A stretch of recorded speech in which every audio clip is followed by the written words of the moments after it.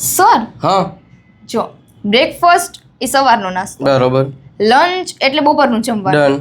અને ડિનર એટલે રાતનું જમવાનું. હમ. પણ મેં હમણાં એક નવો શબ્દ સાંભળ્યો, બ્રંચ. હા, આ ક્યાં વપરાય? ઓકે, મસ્ત મજાનો શબ્દ છે અને મોડર્ન જમાનામાં આ શબ્દનો ઉપયોગ બહુ જ થાય છે. આજે સમજી લેજો સાહેબ, સિમ્પલ વસ્તુ છે કે બ્રંચ એટલે હકીકતમાં એ ક્યારે, જો સવારનો નાસ્તો હોય ને સવારે કરી લેવાનો હોય, બપોરનું ભોજન આપણે કરીએ છીએ લંચ, અને સાંજનું ભોજન એટલે ડિનર.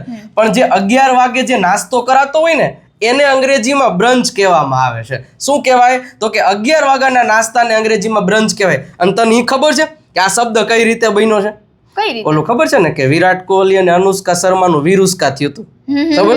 તો એવી જ રીતના જો આ શું છે, સવારનો નાસ્તો, અને આ શું છે, બપોરનું ભોજન. એ બંને વચ્ચે આવે તો જો હવે આનો BR એટલે કે બ્ર લીધો અને આનો અંચ લીધો એટલે બ્રંચ શબ્દ બનાવવામાં આવ્યો છે. રેડી? અને આ શબ્દ અત્યારે જેનજી લોકો છે ને બહુ બોલે છે. રેડી? એટલે તમે પણ આ શીખી લેજો અને આવી જ રીતે અંગ્રેજી શીખવા માટે અત્યારે જ ફોલોનું બટન દબાવી દેજો.